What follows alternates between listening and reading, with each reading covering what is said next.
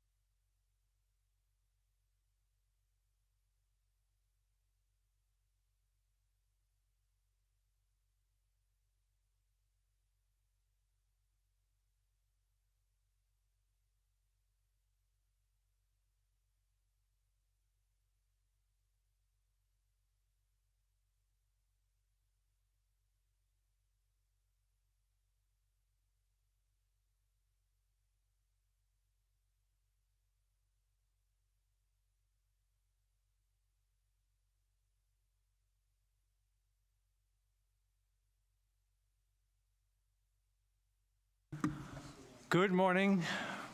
Welcome to this special meeting of the Town of Qualicum Beach. And first of all, I want to acknowledge that we are having this meeting on the traditional territory of Coast Salish people, particularly the Qualicum First Nation.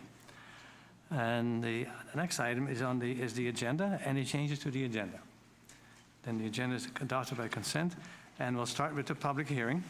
This public hearing is convened pursuant to Section 464 of the Local Government Act to allow public to make representations to Council respecting matters contained in the proposed Town of Qualicum Beach Official Community Plan Bylaw number 918/2025 and the Town of Qualicum Beach Zoning Bylaw number 900/2024. Amendment Development Permit Area Guidelines Bylaw number 900.08/2025.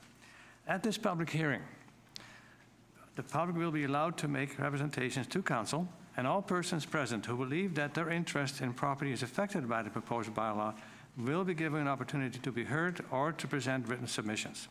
Please restrict your remarks to matters contained in the proposed bylaw under Section 462(2) and the Local Government Act. The rules of this public hearing, as established by the Chair, shall be read out by the corporate officer. Ms. Winston. Thank you, Mayor Westbrook. Under Section 464(2) of the Local Government Act, the rules of this hearing, as established by the Chair, are as follows.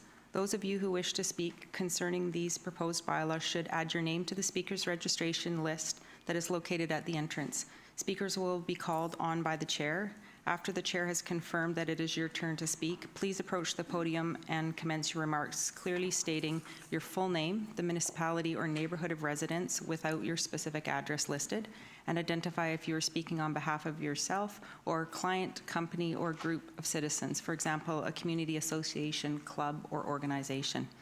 Each speaker should limit their first round of comments to 5 minutes. Individuals wishing to speak a second time will be given an opportunity after everyone has had a chance to speak once. Members of Council may, if they so wish, ask questions on the following your presentation for clarification purposes. However, the main purpose of Council at the public hearing is to listen to the views of the public. It is not the function of Council members at this public hearing to answer your questions, state their positions, or to debate the merits of the proposed bylaw with individual citizens. Public comments submitted for consideration in writing for this hearing may be posted on the town's website in their entirety, excluding contact information, unless at the time of submission, the author requests that the corporate officer redact specific personal information. The author's name will not be redacted. Information including submissions from the public is available for review and comment during this hearing and has been included in the public hearing information binder on the table at the entrance of the council chamber. Staff will place material handed in during the hearing in the binder. When making a presentation at the podium, please direct your comments to Council and face Council while doing so. Members of the public may not address Council without permission of the Chair, must maintain order and quiet, must not applaud or boo or interrupt any person addressing Council. It is essential that members of the public refrain from applause and other interruptions so that every person present feels that they can make their views known to Council in a safe and neutral environment. Please observe these rules, and if you have any concerns with the manner in which this hearing is conducted, please direct your comments to the Chair or to myself. Please observe these rules, and if you have any concerns with the manner, if the public hearing is still in progress after 3 hours, a 1-hour recess will be called. The hearing will reconvene after that. Over to Mayor Westbrook. Thank you. Thank you, Ms. Ranson. So I'll now ask our Director of Planning to introduce the bylaw, after which I invite people to speak. Mr. Sales. Thank you, Mayor Westbrook. I do have a brief presentation describing the process that the town has been through leading to this date and generally describe the changes that have been made. So while the presentation's being pulled up, I'll just review the fact that this process essentially started at the beginning of the year with the Quality of Life Survey. Last year, we had talked about an official community plan review, and at that time, it was going to be a more holistic review, reviewing all aspects of the OCP, but with some of the changes introduced by the province, the decision was made that this OCP review would focus primarily on housing. So I'm just going to review for you. So we did the Quality of Life Survey. That went out early this year. We had a healthy response from the residents. The survey was online, but an invitation was sent to every household and property in the town. From that, we transitioned into in-person engagement, which was an intensive period and essentially encompassing April and May, and leading slightly into June with one final meeting. I believe there was 32 meetings in that period of time. So after receiving all that public input, staff transitioned into the drafting phase. So over the summer and early into the fall, we were updating the OCP in terms of incorporating public feedback, trying to figure out how it could be integrated into the latest draft. And then a draft was presented to council for the first time on November 5th. So we're now in the OCP draft review phase, which includes the public hearing today.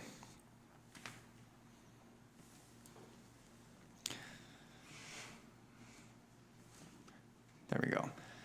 I'm going to skip through that. So just to recap the public engagement, when we had all the public meetings, there were a few key elements of housing that we really wanted to discuss with residents, and that is who we wanted to focus our housing policies on, where housing should be located in the community, what type of housing would be most appropriate as we incorporate these policies into the OCP, and finally, how the town should be involved in the actual development or preparation for housing development.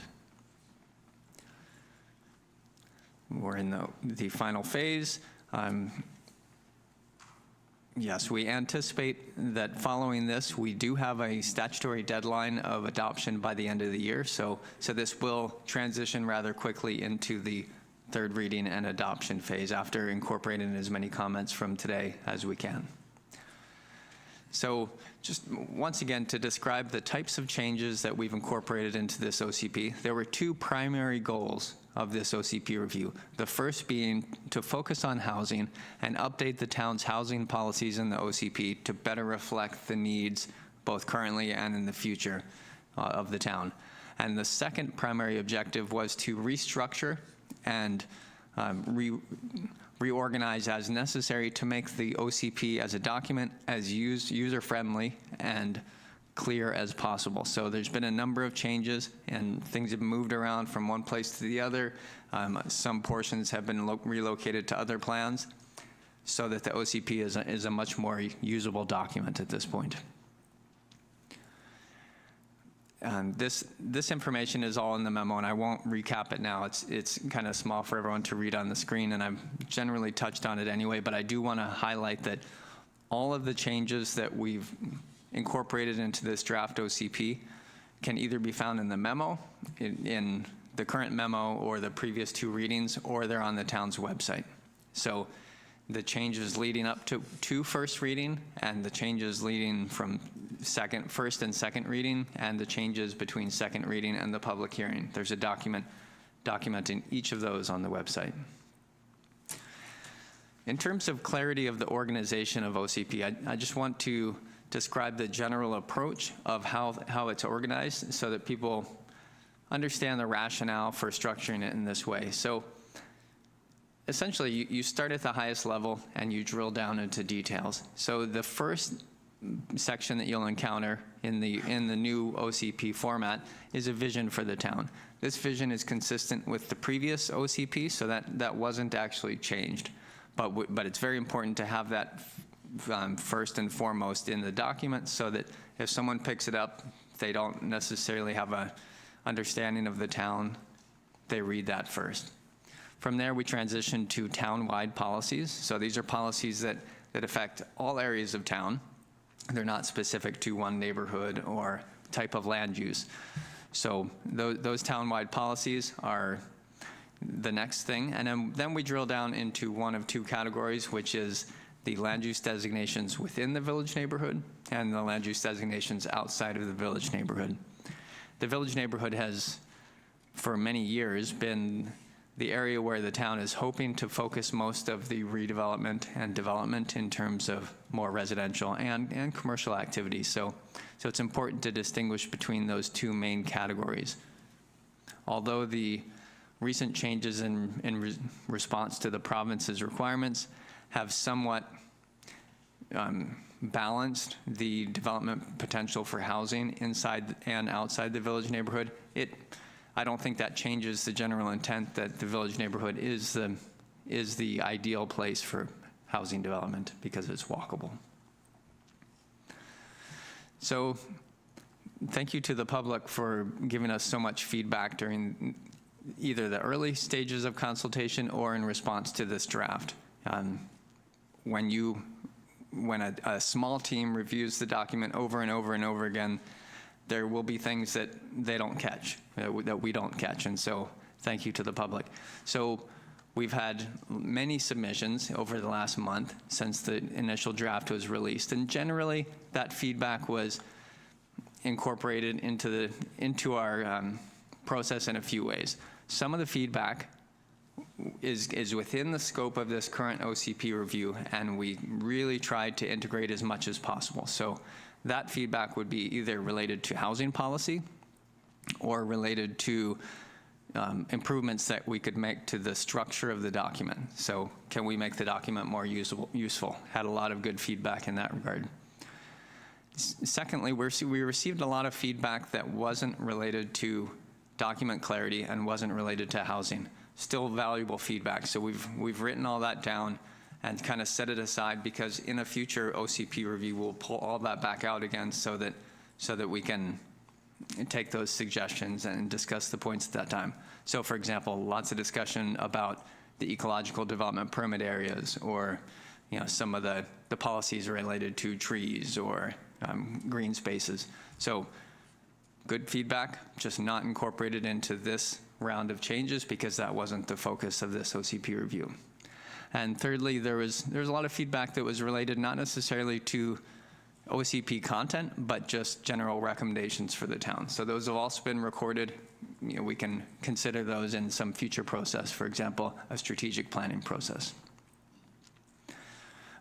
As a kind of concluding point of this presentation, I do want to highlight that one error was just recently caught, and we haven't had a chance to update it in the maps before you today. And so that is that the color of the Pheasant Glen development area, the previous OCP, the 2018 OCP, shows it as red, and the color was wrong in this updated draft. So between today and third reading, that color will be corrected. Just wanted to highlight it, so if anyone wants to speak on that, that change is coming before third reading. So, and once again, all the documentation showing how the OCP has changed before first reading and at each step along the way is on the town's website.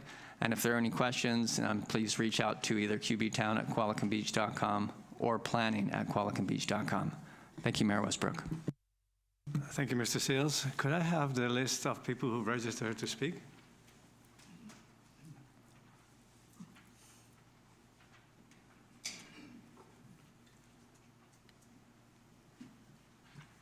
Thanks, Daniela. First off, Karen Sterner. Karen, you have up to 5 minutes.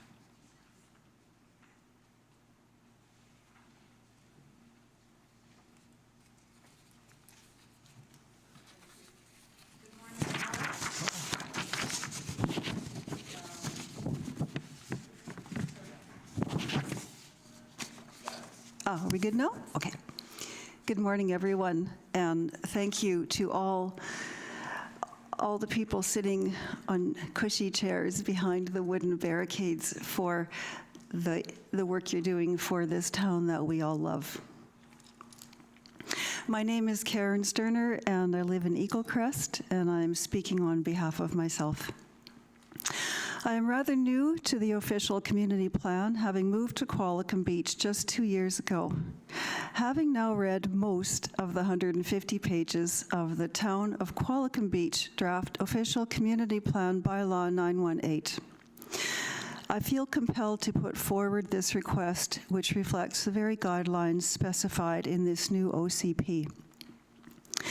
that the areas of Eagle Crest designated medium-density residential in Land Use Schedule 2.1 be redesignated small-scale residential for these two reasons. Number one, these areas exist as isolated islands within a surrounding area comprised of areas designated small-scale residential, rural, estate residential, and parks and recreation. The designations throughout Eagle Crest should match the small-scale development designations of the neighboring properties. Number two, housing density should be greatest near the downtown core. Increasing the density in these areas of Eagle Crest does not offer a smooth transition towards the objective and is in opposition to one of the primary guidelines of the 2025 OCP, and I quote Section 4.1. Residential development should take place primarily in the village neighborhood, where developments benefit from existing services and residents live within a short walk of the commercial area. Higher levels of residential density in the village neighborhood benefit the community by reducing reliance on private automobiles. Oh, just a minute. There we go. Number two. Oops, sorry about that. Section 4.1.3. The town has successfully integrated medium-density development near the uptown area. The plan proposes that the town primarily continue its focus to medium-density developments in the village neighborhood unless other areas demonstrate a significant benefit to the community. Unquote. The Eagle Crest community is significantly different from the town's village neighborhood. I believe no benefits are achieved in introducing medium-density housing into these areas of Eagle Crest. Residents of new housing initiatives would have no easy access to town amenities without the need for automobile transport. The detriments to the community would include increased road traffic in a neighborhood whose residents, seniors, young adults, and school-aged children use the local streets for exercise, social activities, and bicycle transport. Section 2.1.2. The town of Qualicum Beach has long supported the concept of a complete compact community where people can live, work, shop, and find recreational pursuits all within a short distance and with limited dependence on the automobile. It also provides conveniently located housing for people who do not have access to an automobile. Medium-density housing in Eagle Crest does not support this goal. Please reconsider under the Qualicum Beach Official Community Plan 918 that the areas of Eagle Crest currently designated medium-density residential be redesignated small-scale residential in order to reflect, number one, the local neighborhoods in which they exist, and number two, several of the primary objectives of the 2025 OCP. Thank you. Thank you. Next is Mr. Doug Hopwood.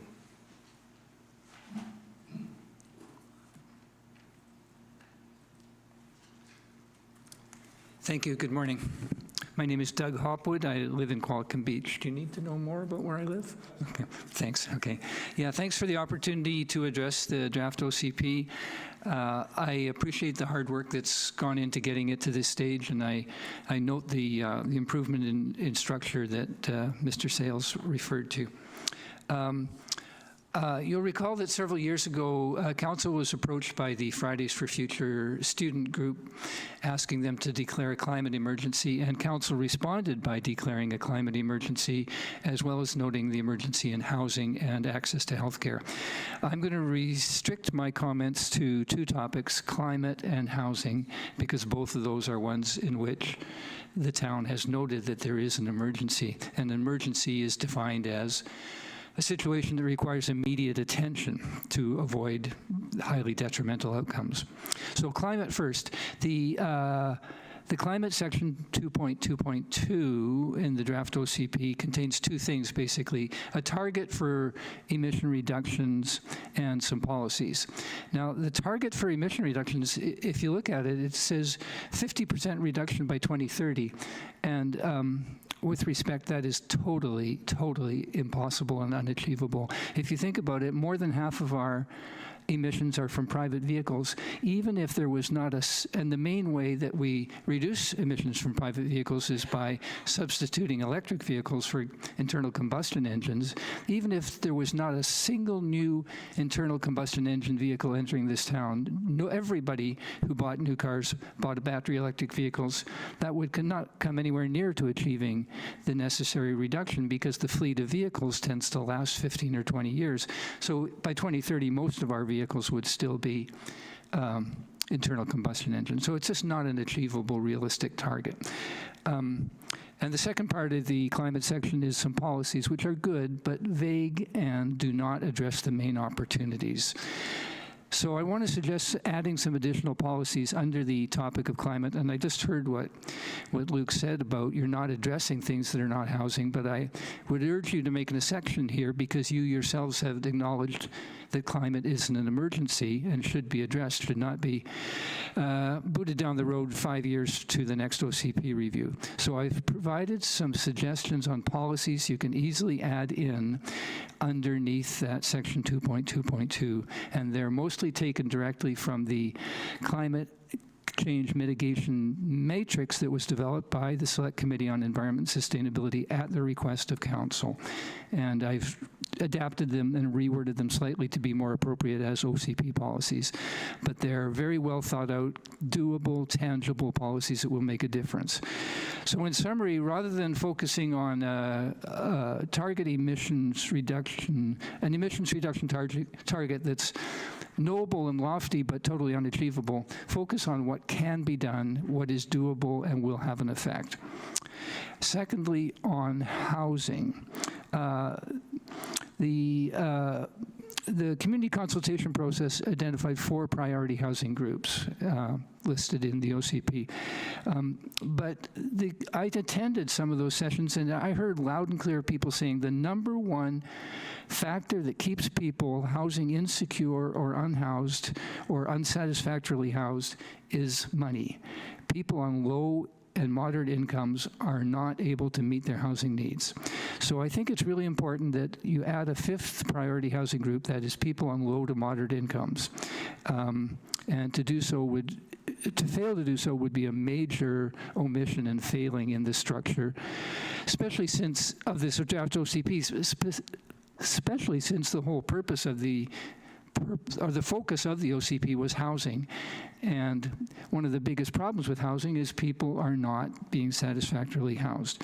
So again, please add that low and moderate income households as a 5th group under priority housing groups. And then I've done a little bit of math for you and showed some examples of why, once we recognize people on low and moderate income as a priority housing group, really the only viable solution for their needs is non-market housing. Because no matter how much a developer is able to cut costs to the minimum and cut their profit margin, they simply can't build purpose-built market housing. They simply can't build it and offer it at a rental that's affordable for low-income people. There's just too big a gap. The numbers just don't work. So I know the OCP focuses a lot of attention on the, for instance, zoning changes that can help to foster more market housing, and that's good, but there still is a big, big gap. Thank you, Okay, Mr. I Howard. think that's what I wanted to say. Thank you so much for listening. Thank you. Take care. Bye-bye. Thank you. Next is Craig Dutton.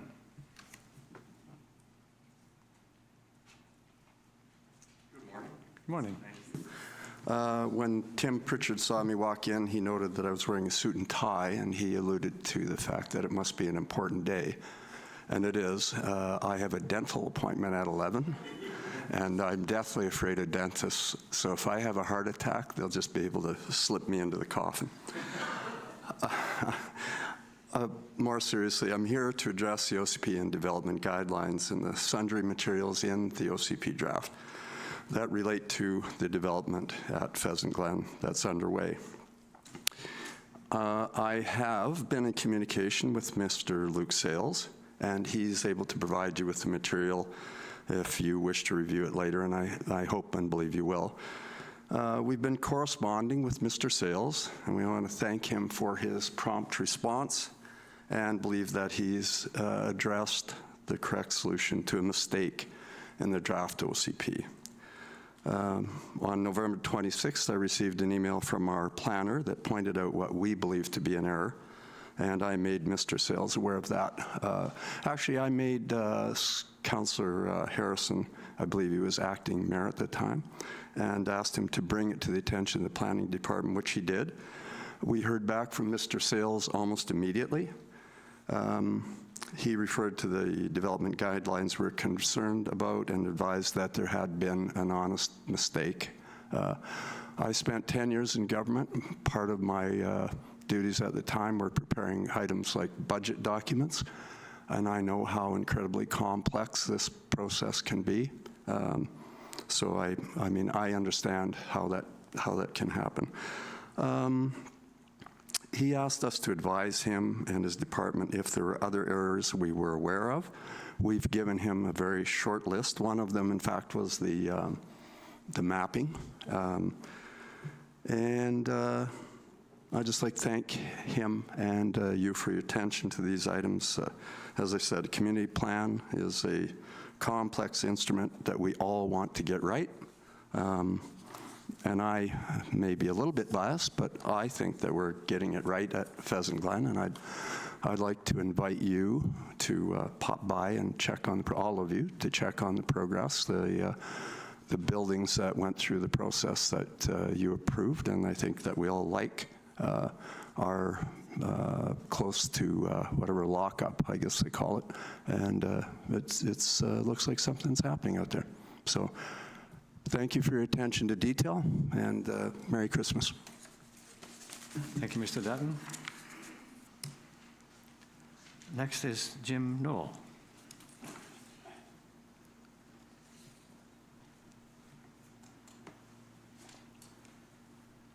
Good morning. Jim Noel. I live on Hoylake Road West. I have a concern about one of the requirements in the village neighborhood, and this is in section 3.028. And this is where a building of a residential house requires 2 dwelling units per lot. I brought this up at one of the earlier meetings, and a change was made on the concern that I had, but really what it is it was made that when a new residential lot is created in the village, that you would need 2 dwelling units per lot. I think this is still a problem. There's a number of fairly large lots in the village neighborhood. Some of them are 12,000 square feet. Those can easily be divided into 2 6,000 square foot lots. I live on Hoylake Road. I've got a very large lot. It's got a huge garden. At some point, I'm going to be too old to be looking after the thing. But I really like to have grass and a garden around me. If I was to come into town, into the village neighborhood, and buy one of these 12,000 square foot lots, subdivide it into 2, I've now created 2 lots. I now have to build a house and a second unit in that house. I do not want to be a landlord, and I do not think the town should force me to be a landlord. If I choose to be one, that's my choice, but I really don't want to. So I find this to be a rather egregious requirement. Thank you. Thank you, Mr. Newell. Next is John Wood.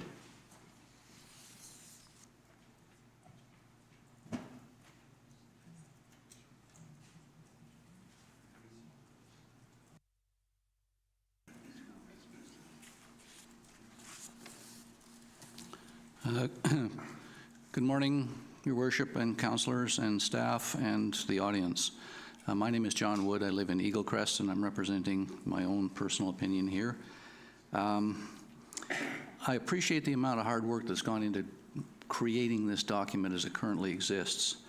And I worked in engineering for many years, and there was one maxim that we used a lot of times in project development, and that was, it's better 90% right and on time than 100% right and 10% late.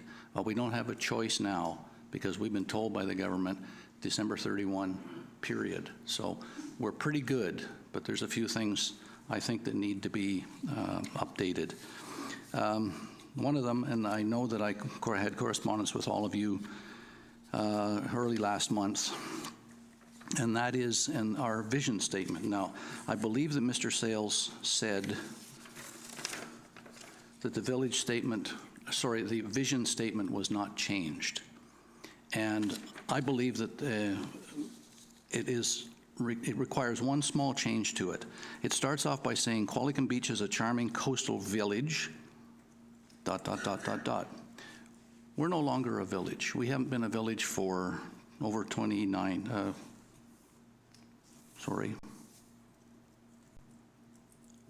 since 1942.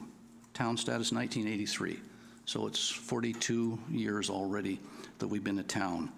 A village, to my mind, conjures up a little tiny place where a few people live, and there's a paucity of services. There's maybe a gas station, but probably not. There's maybe a high school, maybe a school of any sort. There's certainly no medical facilities. There's certainly hardly any dining facilities except the ubiquitous one that's in every every village, and that's the Chinese food restaurant.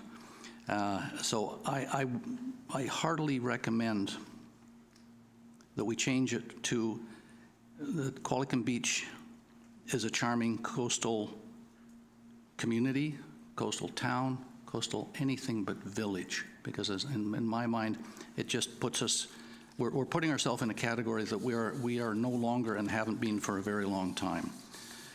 The second thing I'd like to talk about is one of the things that we need in the mandate, in the OCP, is a mandate that senior services be focused on. Now, I know we didn't have the opportunity to change any of the focus this time, and I'll go back to what one of the previous speakers said. I don't know how many years ago it was, 4, 5, 6 years ago, when we declared a housing crisis and a climate crisis. We also declared a healthcare crisis, and we've done,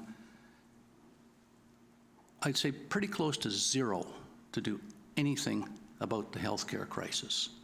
There have been many propositions brought forward for potential healthcare service facilities. They've been turned down or ignored, and I think that's to the detriment of the fact that in BC, 1 in 4 people now is over the age of 65. In 20 years, that'll be, 1 in 5 people is over the age of 65. In 20 years, that'll be 1 in 4. We are an older demographic than the rest of the provinces by a large margin. We're probably at 1 in 4 now, if not higher number than that. So we have a lot of seniors that need a lot of services, including the ability to age in place, the ability to have long-term care beds, facilities provided not only by the government. The government can't do it. The government doesn't have the will to do it. The government doesn't have the money to do it. But there are private enterprises that we're well aware of that have the ability to do it, and they do it at a better cost than the government could ever do it. And that's one thing. We need a new senior center, because the one where they are is old and cramped and doesn't meet their needs, and the number of seniors that need to be serviced by the seniors facility is growing every year, and we're not growing along with that. So thank you very much. I think it's job well done so far. Oh, I'll make one quick comment. Mr. Sales said the village neighborhood is the best place for housing development.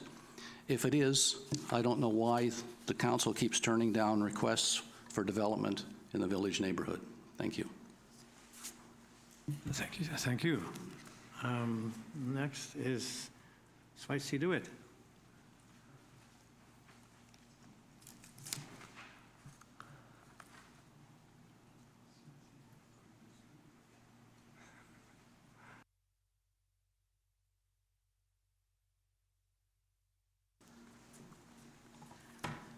Thank you. My name is Sweitzy DeWitt. I live at 760 Berwick Road, South. I'd like to maybe start with expressing that I have attempted to, in the last week, to meet certain council members I met with 2 minutes a time ago. And I've been able to get through to most of them. The long and short of it is that's where a little bit of activity has occurred. Part of the reason for this is that in light of what happened at Eagle Crest, which I'm really not against, you know, some major things were done. Significant things were done. Significant pieces of property were affected. And that's okay, because these things do occur. And really, when it comes to an OCP, the creativeness that has occurred for that, looking into that proposal, I think is what an OCP is. That's what its job is. Now that we can think about purchasing property, getting involved in property until the cows come home, only when it gets solidified and owned does reality actually set in. That reality required certain parameters for the town to be involved in it. Quite acceptable. That creativeness is the strong desire for the community and also maybe for the well-being of the Eagle Crest group. That creativity, now that it's occurred, because it's different when in fact you're thinking of it and you're hoping for it, but now that it's occurred and participating in this OCP, and the property in time will become the possession of I believe the subject twos have been removed, will become the property of all of us, which is fine. Of course, there were objections to it. Certain people had strong considerations for it. In spite of it, you still did it. That's what councils are for. I'd like that same consideration to be considered regarding the Berwick property, which is right downtown, and pretty near every person that spoke has brought that forward as to why some opportunities haven't been explored. So I will present this as a suggestion to you folks and pass it on as my comments for today.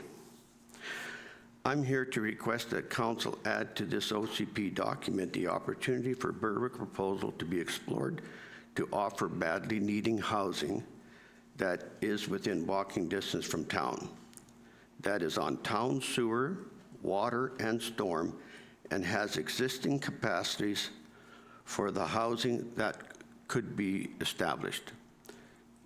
The housing is a suggestion. If there's other better suggestions that come out of the removal of the ALR, that can be entertained also. Now that the Eagle, and I'll present this and give you this as a record. Now that the Eagle Crest Golf purchase has been approved, and seeing what in the OCP changes were created to facilitate the purchase, I would ask that council provide the same creative thinking and opportunity for the properties on the east side of Berwick Road South, Fern to Garden. I'm not necessarily against what happened at Eagle Crest, but those changes now covered in the OCP are now reality. Those changes will result in everyone living there will need a car and drive to town, whereas the Berwick proposal is within walking distance of town, and all the infrastructure, according to Bob Weir, the former engineer, are in place to meet that capacity. The Berwick property owners wish the same creativity, thinking, and opportunities to be given to those properties, our properties. Our properties meet all the OCP objectives with the exception of the ALR designation. I recently contacted the ALC staff member who knew the property and is closest to town. He mentioned that I needed the town to make the application. He suggested that take a box of chocolates and a dozen donuts to council. Mr. DeWitt, you need to wrap it up now, and you can talk again after. Just 2 more sentences. Okay. Clearly, he could see the reason for removing the property from the ALC. The results of direct questioning in previous quality of life survey on the ALR were responded in favor for housing by approximately 60% or more. I would ask that council change the current OCP draft to accommodate a request being forwarded to the ALR to remove the 4 properties along the Burwood Road South accommodation future growth. Thank you. Thank you. Where would I present this? Ms. Swenson.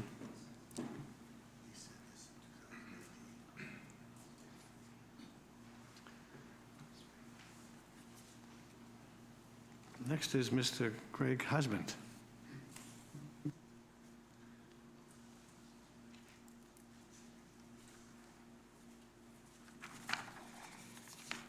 Good morning, Your Worship and members of council. My name's Greg Husband. I'm a professional town planner for the last 48 years in various capacities. And I've been in Qualicum Beach, I think 16 years now, and been involved in many planning issues here. Some of what I have to say has been touched upon by other speakers. So I'm trying to build a case for medium-density residential area in the ALR lands from Fern to Garden and add it to the village neighborhood. This has not been discussed at the official community plan steering committee, which I'm a member of. I think it's good planning policy. It contributes more to a sustainable commercial center. It reduces the need for automobiles and lessens congestion in the downtown.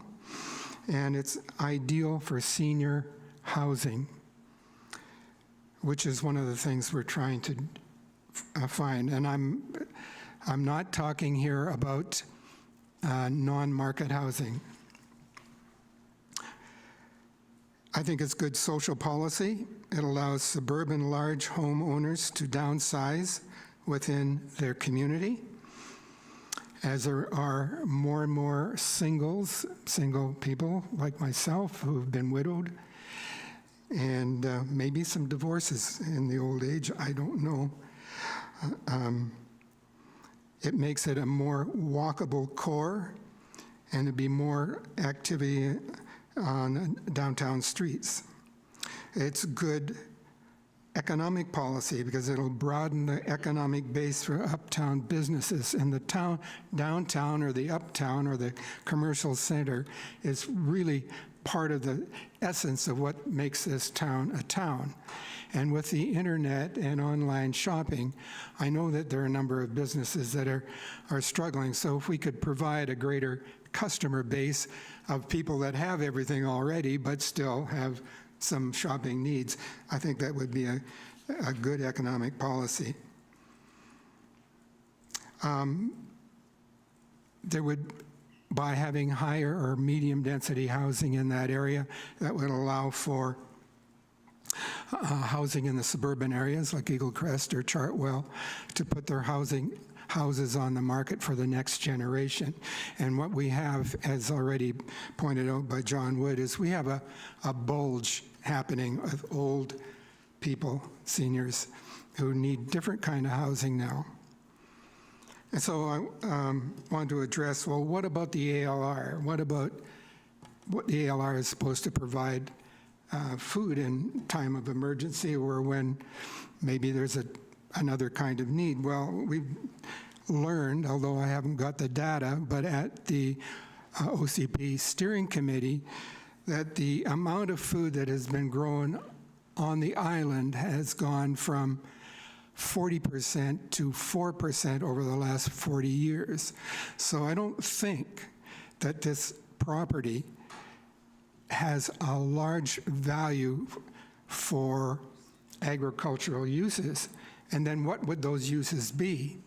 Obviously, you couldn't have an industrial establishment there, like a chicken farm, maybe a home farm, but not an industrial. And you can't really have greenhouses in an urban area because of the light pollution at night. So I would hope that some councillor would authorize the planning staff to draft wording for your consideration to reflect these specific properties because of their unique value to the town of Qualicum Beach and be actively considered for development for medium-density housing. I think it makes good planning sense, and in time, I think it's inevitable. Thank you. Thank you, Mr. Husband. Next is Kevin Monahan.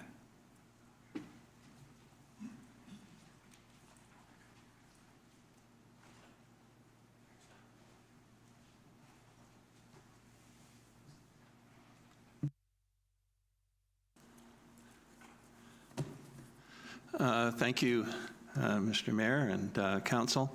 Kevin Monahan, I'm a Qualicum Beach resident, and I'm speaking on behalf of myself. My first point is that we are living under unusual times, and one of the unusual things is this requirement that we push through an OCP for December 31st of this year.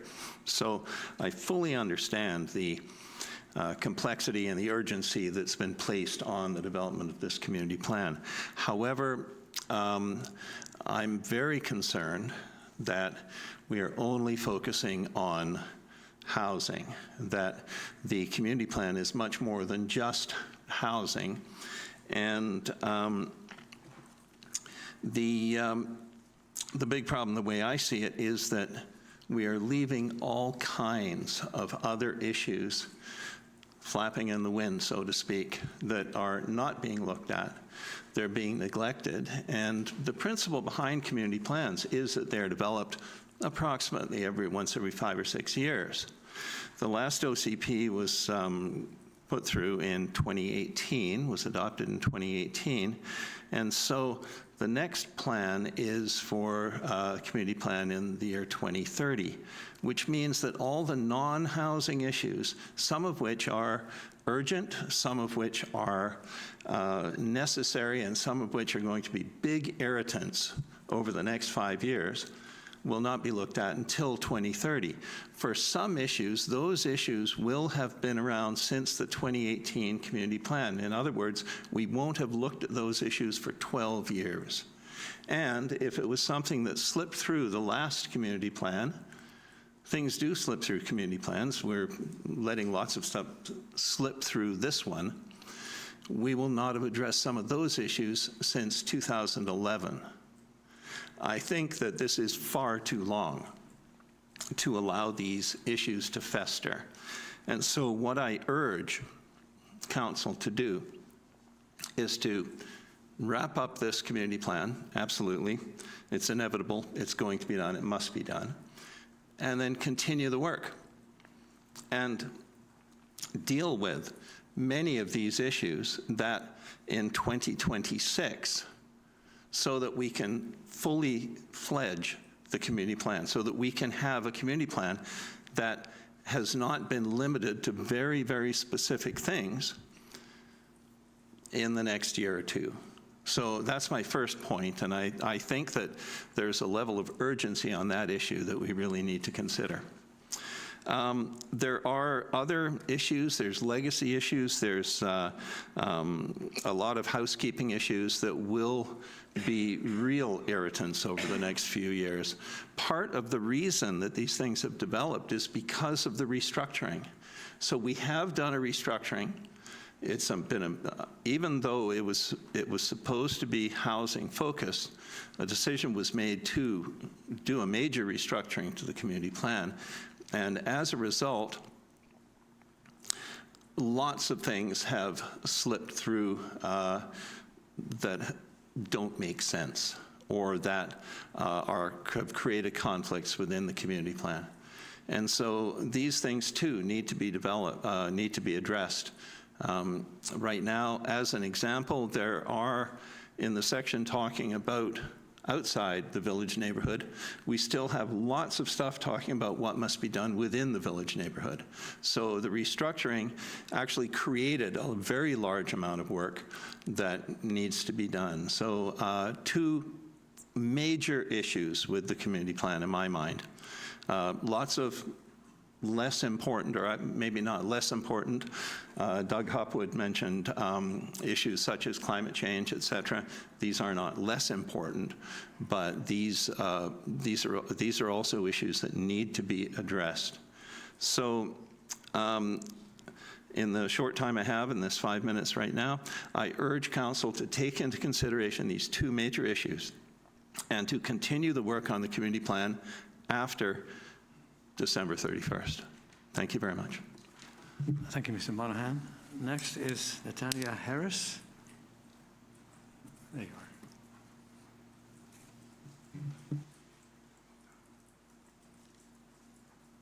are. Good morning, Mayor Westbrook, councillors. I'm Nithya Harris from Qualicum Woods. Thank you for giving me the opportunity to speak today. First of all, I want to commend council and staff for doing this job in such a short period of time. I know this has been hard and because of the provincial constraints, and I really appreciate all the hard work that's gone into it. A few points I want to talk about. First of all, the OCP indicates that the interim sustainability plan plays a key role in this new draft, and I think that is such an important item that we rely on sustainability as the future of this town. But we also know that this sustainability plan is old. It's from 2018, and it's almost 8 years ago. So I ask council consider a review of the interim sustainability plan as soon as possible to bring the implementation steps in that plan to date, especially with regards to the climate emergency. And also, we set some specific targets in that plan, and we need to see where we are with respect to those targets today so that we can make sure that we're on the right path. So that's my first point. The second thing that the OCP indicates is that the protection of the town's green belt is very important, and I fully support that. There's two things that contravene this particular intent. First is 4.6.9, which would allow commercial use on a rural area. And this is not consistent with 4.2b in the same OCP, which basically says that prevention of commercial urban development along major arterial routes will be discouraged. And so I would like to have you look at that. And the second is 4.6.11 in this draft, which allows a reduction of minimum parcel size in rural areas. And reducing the minimum parcel size of rural areas will erode our whole idea of keeping the Greenbelt area. The last point I want to make is that the Greenbelt that we have is what keeps us compact. And that's a very important part of this whole OCP. And part of this is the protection of ALR lands. ALR lands have been put into place not only for today, but looking for the food security of our people into the future. And so they not only provide a green belt, but they will be the food for us in the future. So I fully support that the protection of ALR lands that's given in this OCP, and I thank you for it. Thank you very much for giving me this opportunity. Thank you, Ms. Harris. Next is, sorry, I have to have everyone on a look. Charna McAfee.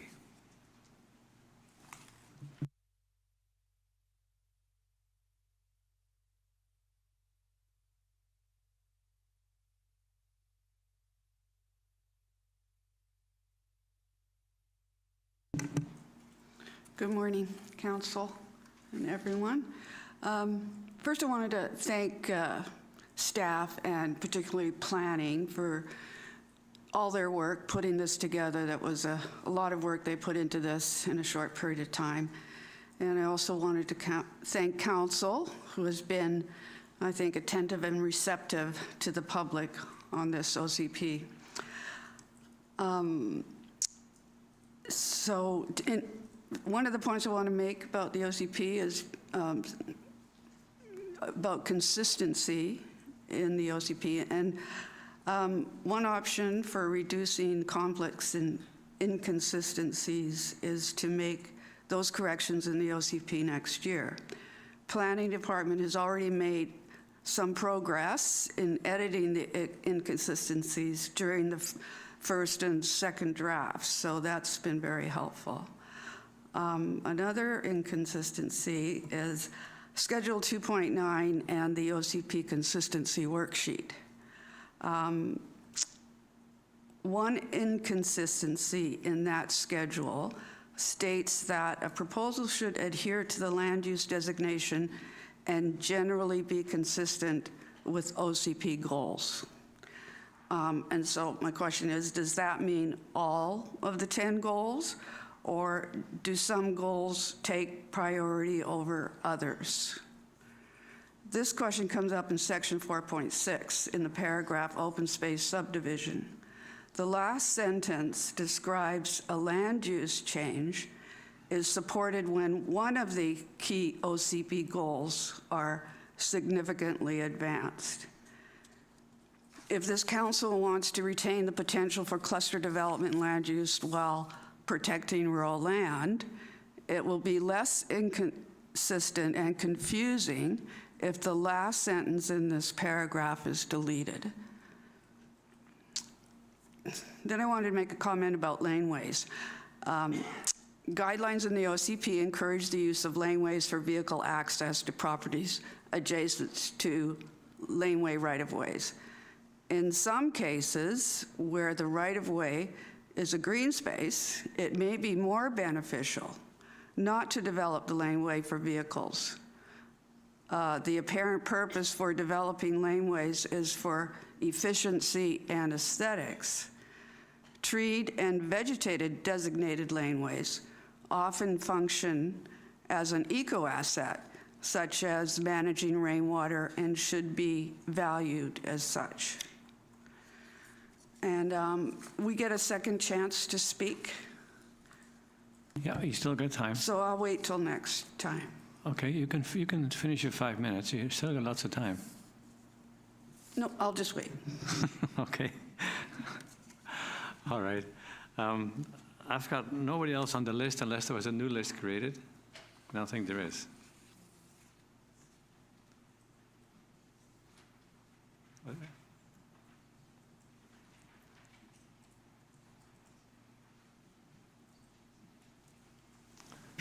Thank you, Daniela. Jay Smith.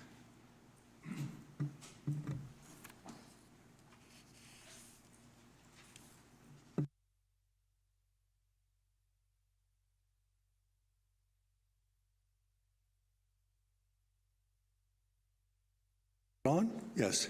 First of all, I'd like to say that it's very nice to see the mayor back in the seat where he belongs, okay? And don't leave, please. And I'd like to thank all those who have worked on the plan. It's very demanding and very engaging, and a lot of complexity and counterpoints one has to work through.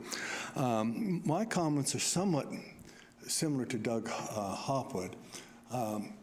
You know, when I read through the plan, you know, I recognized a lot of there what was being said about the environment, sustainability, but it had a kind of older, 3-year-old donut look to it. I mean, it was not really fresh, it was really not urgent, and I then used track changes to find out how many times climate was mentioned, and actually quite a few. What is missing, though, is the urgency that the council itself has adopted, and Doug Hopwood has pointed out that the climate emergency will not recede before a housing plan. It's here, it's now. Ignorance and looking the other way will not stop the storm that's coming, for which we all should be engaged. So I would like to have a greater emphasis and recognition that you did pass this motion on the urgency of emergency, climate change emergency, but I'd also, it gives an opportunity to elevate aspects of the plan that are also, I think, are supplemented. That if you're going to meet the climate change, you have to have a robust urban forest plan. That is sublimated. The tree canopy, again, that is sublimated. It's not made as urgent. And the tree protection bylaw is not made urgent. These are extremely important. I would like to see those accented in the plan to recognize that. And it has to deal, also intersects with the crucial issue on housing, which seems to be blinding us to all the other things. Now, I happen to be developing on my own property a carriage house. I didn't have to cut down one tree. I have a large lot. If people want to develop carriage houses on their property, trees are going to go down. How does that relate to our urban canopy? That has to, if we're going to, this is going to occur, then front and center and tied to the development, housing, and densification has to be the other variables, such as the urban forest master plan. So I really urge you to take that into account. And I'm one person who actually reads what Kevin Monahan puts out. His analysis, I think, is superb. I'd urge you to read it. But he pointed out there are many loose ends in the current draft plan that should be tidied up. I've been on many boards, examining boards, and if there was a student that was going for his doctorate and had loose ends like this, I would not sign off. They'd have to be corrected, and these should be corrected as well and not postponed, because they're going to be more egregious over time. So I would urge you, just take a bit of time. There's some things that can be done, but it's not going to look good. People reading it, and it just has these potted full of these mistakes and errors that shouldn't be there in the first place. And finally, it's just a question of, some might think it's a frivolous question, but I don't. The impact of the public on public consultations. That is, do public consultations make a real difference? And there's a lot in the literature in public administration that says no. So I wonder if I could just simply ask this question to those engaged in the process.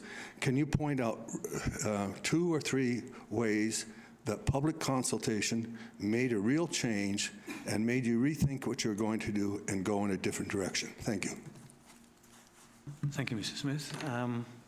So now is anyone who hasn't spoken for the first time who would like to speak? Yes, come on up, Rachel.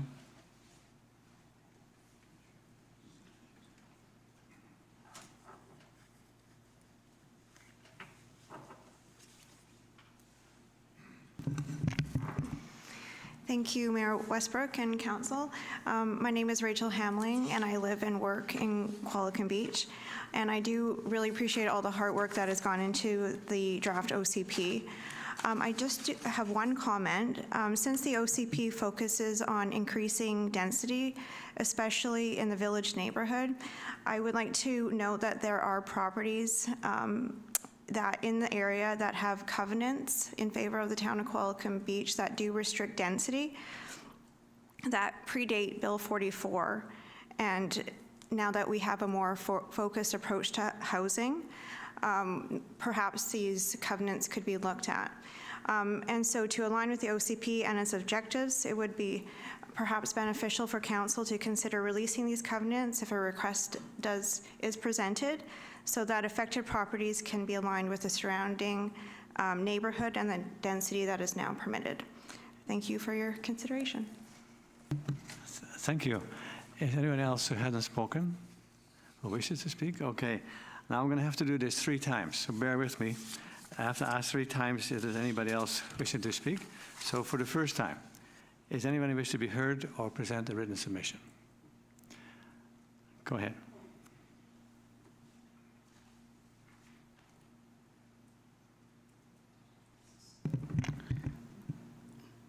Okay, this is just a general comment about the OCP, brief comment. The OCP is one of the few opportunities for the public to influence land use decisions. but new provincial legislation negatively impacts the OCP and the community. It is frustrating for me to notice the time, thought, and effort of staff and councillors and participating residents to develop an OCP while being undermined by provincial legislation. Bill 44 has created problems for local governments, and Bill M216, that is currently under consideration, would make changes to the development approval process and weaken local government's authority to process development applications. As local government authority weakens, so do the voices within the community. So I was just wanted to make that comment, and I was wondering how council and staff felt about this new legislation, but I can't ask that question. We'll consider it a rhetorical question. Thank you. Now, before I close the hearing, and I'll ask 2 more times anybody wishing to speak, we cannot take any further information after we close the public hearing. So this is for the second time. Mr. Monahan, go ahead.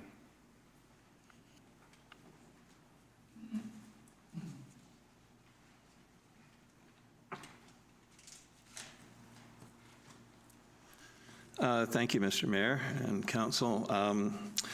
I have another point that I think is actually very important, and that is the section 1.3.3, determining consistency with the OCP. Bill 44 says that basically it's illegal to hold a public hearing for a development or a proposal which is consistent with the OCP and which meets the zoning requirements of the specific location. So section 1.3.3 says, well, we've given you a schedule 2.9 that's a worksheet that will help you in your decision making. And the schedule is there for staff and for council to help in decision making.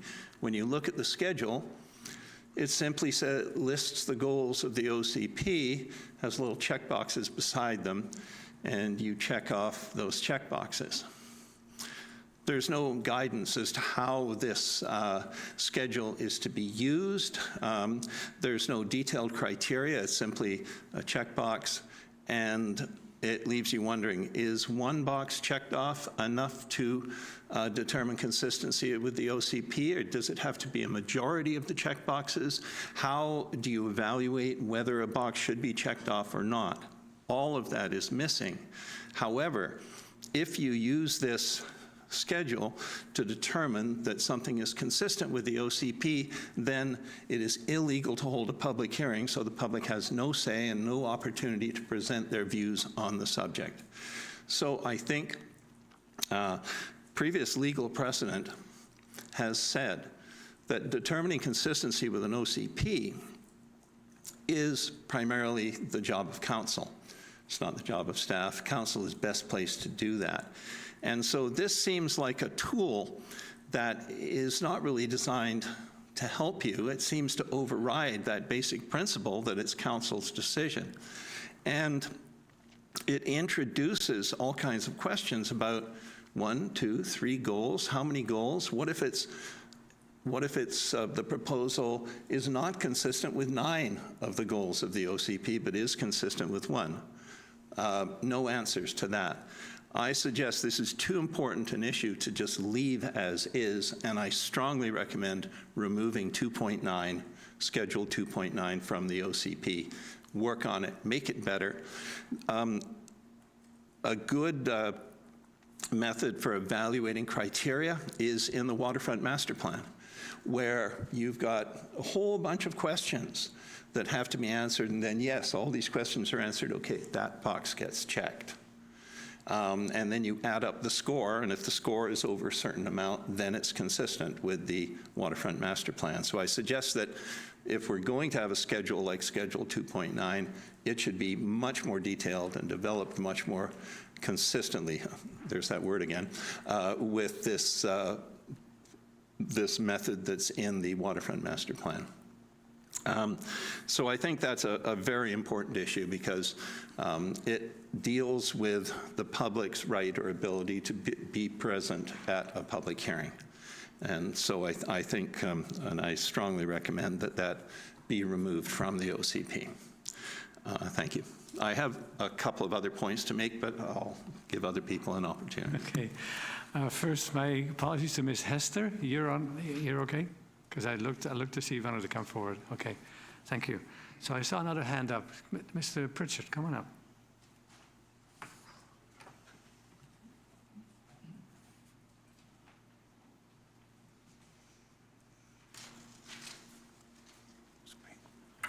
Tim Pritchard speaking, Qualicum Beach.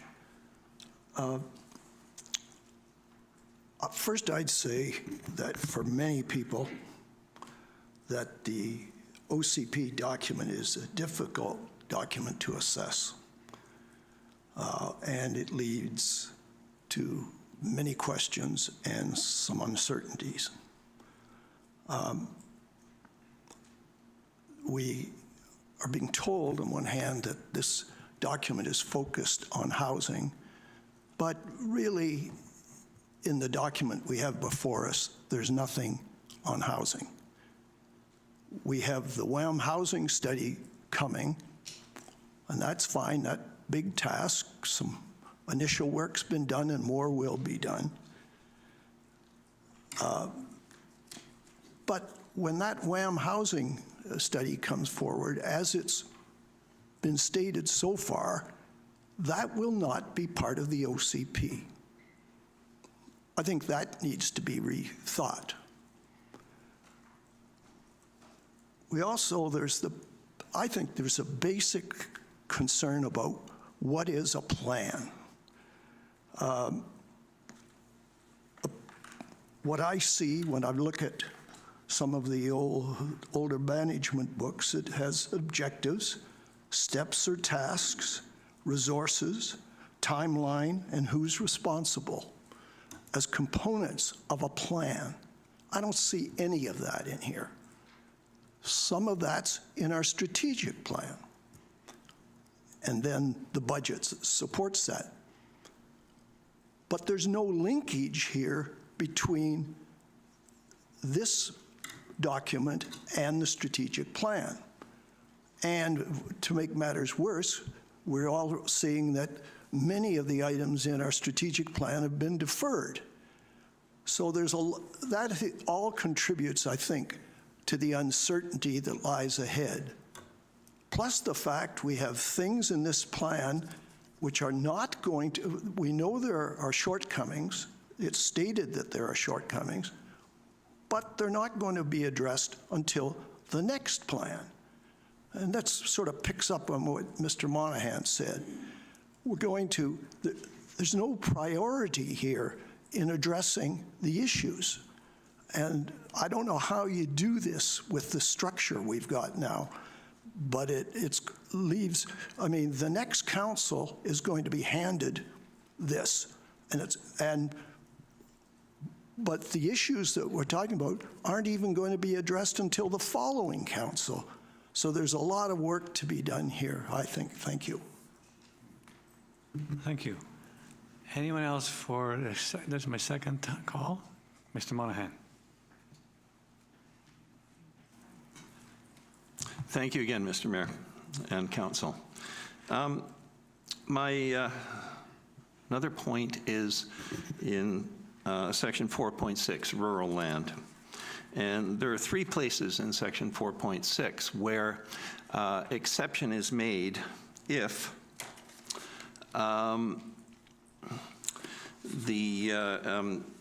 if the rural form and character of the lands are secured and the proposal significantly advances at least one of the OCP goals. And this comes up in the concept of cluster development and open space development. It comes up for the properties between Memorial and Qualicum Road, and it comes up for any property bordering Rupert Road. So in these 3 places, you're allowed to go beyond the limitations of the community plan by subdividing or by allowing commercial use beyond that which is allowed for rural lands normally. And I question the use of at least one of the objectives of or one of the goals of the OCP. And again, it raises similar issues to Schedule 2.9. One of the goals of the community plan is economic prosperity. So what this says is that in the case, if somebody can use it commercially to make money, then you can bypass the limitations of the community plan, such as subdivision size or such as commercial use. The one place this was, I believe, focused on was the properties on the south side of Rupert Road between Memorial and Qualicum Road. And in the initial stages, there was a proposal to include them in the urban containment boundary. The decision was made not to, because we could put something like this in here. I'm not too concerned about that specific area because it's a small area. There's already a development there called the Fire Hall, which is not rural really or residential. It's an institutional use. But to extend it to any property for commercial use along Rupert Road, or to extend that same criteria to any property that's being considered for a cluster development, an open space development, you can, where you take the development potential in a larger area and concentrate it all in one corner, and then the remaining area remains undeveloped in perpetuity. That's the idea behind cluster development. But then to make an exception and say, if you meet one goal, economic prosperity, then you can create more lots than the development potential, than the principle behind cluster development. So it really allows you to just sidestep the community plan. Now, I don't see nefarious intention here. I think it was probably put in there with a good intent. But I can see in the future somebody taking that and saying, well, we've got a large area, 100 acres. It's got a development potential of 10 principal residences or 10 lots or whatever. But 2 of them are going to be commercial. We can divide them into 14 lots. Your principle of cluster development has just gone right out the window. So I think this too is an important issue. And finally, map schedules. There's a mistake in map schedule 2.8. And it shows Harlech Road as a pathway, and it shows the museum trail as a paved route, and it does not show the new linkage between Beach Road and Harlech. So that should also be corrected. Thank you very much. Thank you, Mr. Monahan. For the second time, anyone else wishing to speak? Yes, John? Mr. Wood.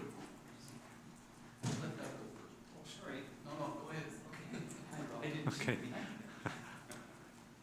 Okay, this will be very brief. Just 2 points I forgot to mention when I spoke earlier. I provided paper copies. I made 6 paper copies of my submission, and I would sincerely ask councillors to read it if you can find time. I put a lot of time into writing it, and I hope it's clear and easy to follow.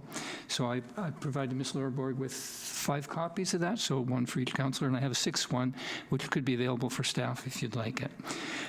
Second point, since this is a public hearing, I just want to go on record. I'm not in favor of proceeding with the OCP bylaw as it stands at this time. But I recognize there's lots of good things in it, and I hope that the changes I've asked for could be made at that time. I would almost certainly be in favor. Thank you. Thank you, Mr. Harwood. Mr. Wood.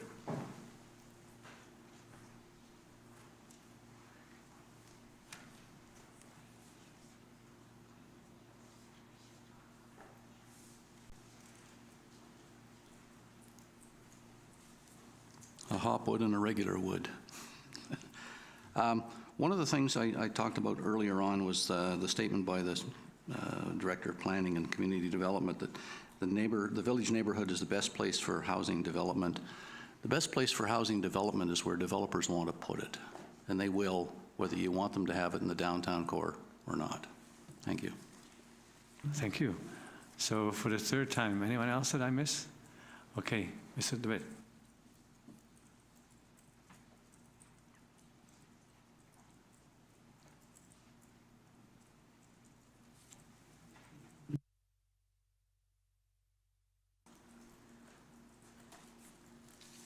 This is for the second time or the third time? Okay, thank you. I just like to encourage council to reflect on the desire and the expressions that have been done in the community in the previous quality of life surveys. There's no question that the general public here in this community desires to live close to within town. I'm not speaking on behalf of myself, although yes, I am, but I'm also perhaps the voice of those who wished and who helped create Qualicum over the years, who've aged in Qualicum at a distance. Referring to Qualicum Beach. Correct, I'm sorry. Yes, I am. Just like QF is Quality Foods. and I just want council to ask themselves a question. Why would you not want to do this for the people that created this community? Why would you refuse or not even allow that opportunity to be brought forward? If we're really so concerned about the ALR, or the ALC, as you wish to put it, well then, I'd like to see how the ALC could go against the oldest community in the by average age of all of Canada that would request a removal. Obviously, the senior staff are quite aware of it, and to say, bring a box of chocolates and a dozen donuts is something to consider. Like, it's actually, it makes it a little lighter, and I don't have the principles of the ALR as an objective. I am the result of a dairy farm. I quite understand it, but it's applicable in certain areas, and there's certain areas that are not applicable. Obviously, one of the evidences of the people in this community that wish to live close to town is the very building that went up in the East Village. It was occupied by townspeople before it was even completely built. When I say occupied, the request to occupy. The condos are now completed, occupied by people that I know directly that came from the waterfront here. So there is a strong desire to stay close within proximity of the downtown core. And knowing that they're aging, or their partner may have aged to where housing, they wish to walk to them to enjoy their latter days, they wish to make it possible to be within walking distance of town. The big advantage of what we're discussing is it's quite even to town. Scooters can get there. Walking can be there with a walker. You certainly can't do that from Eagle Crest. So the creativity that was done for Eagle Crest, which I'm really not going to totally speak against, I think that creativity befalls you to do the same for this opportunity.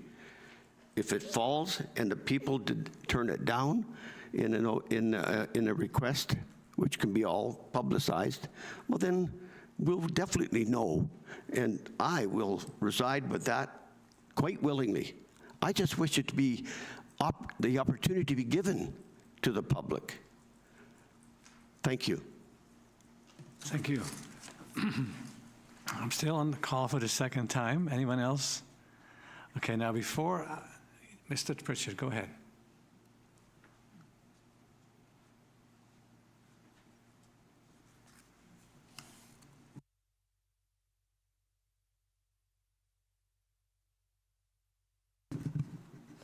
Thank you. It's one item which I've been asked by a person who's sitting close to me to speak on.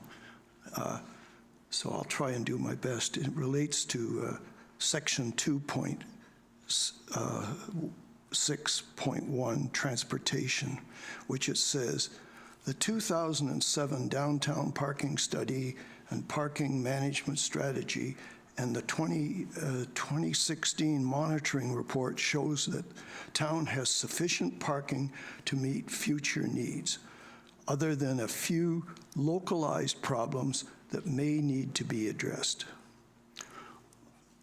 This person and myself both find this a rather perplexing statement. If most residents were asked, they would probably say that the lack of parking is one of the biggest concerns they have in town. But when I read this that's in the plan, evidently that's not a problem. Thank you. Thank you. So still at the second call. Anyone else? Kevin, Mr. Monahan. Just point of order, isn't this the fourth time Mr. Monahan has come to the microphone? I have 3 separate occasions already in notes. That's a different category. I'm going to call people for the second time. That's my call for the second time. Okay, so this is the 4th time, just for the record, that Mr. Monahan's speaking. So You can speak as often as they like. no, we usually say first, second, and maybe we should wait for first, second, and third, and then if we want to do fourth, we can do fourth. But we shouldn't give people 4 times and other people 2. I just think we should be the same for all residents. Sorry, I respectfully disagree. I'm calling for the second time. That's my call, and anybody else who hasn't spoken or wants to speak again can speak again. Thank you. Well, thank you, Mr. Mayor. And actually, the irony is that I'm not going to speak specifically to the community plan right now, but just to thank everybody involved, the planning staff, council, and everybody else involved for the hard work that's been done on this plan under very adverse circumstances, i.e. Bill 44. And, we've had our say, but thank you very much for all the hard work you've done so far. That's all I have to say, and I won't ask for a 5th time. Thanks. Thank you. Okay. Now, before I call for the 3rd time, I want to read something that is part of the whole process.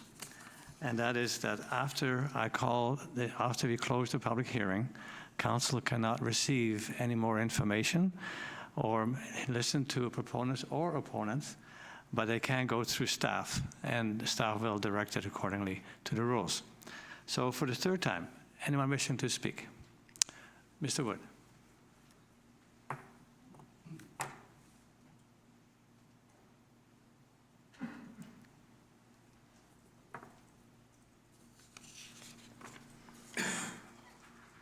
Thank you, Your Worship. This comment is directed directly at you.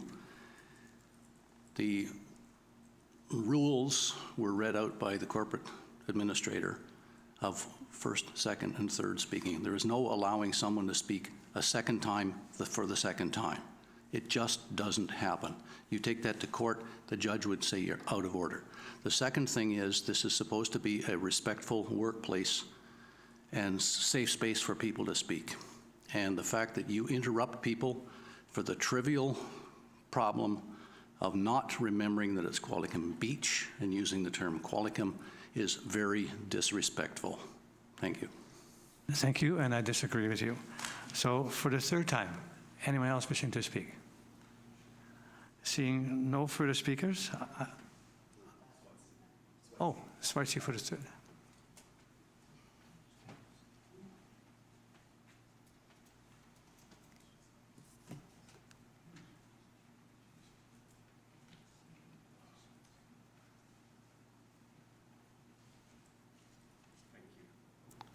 They'll turn it on over there. Okay. I'm sorry? And our staff turns that microphone on. Go ahead. Is it on now? Okay, thank you. I'm okay with it, Tunis. I don't take it to an offense. It's a little pet peeve you have, and you may do it as you wish.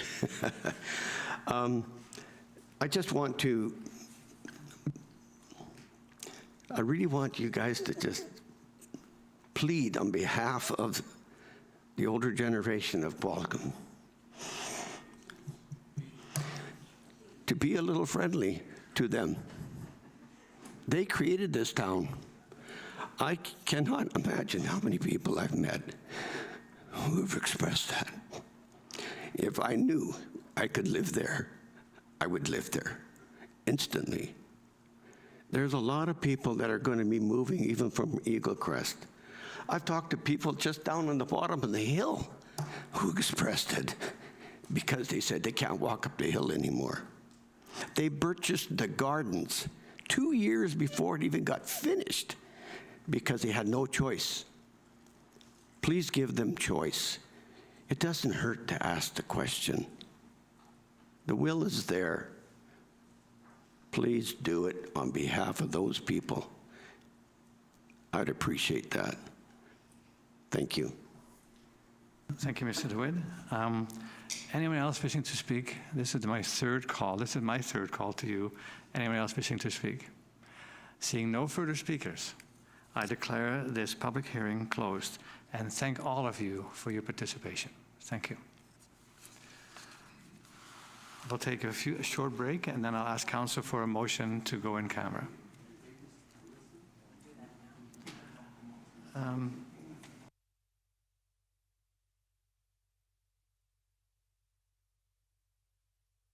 Okay.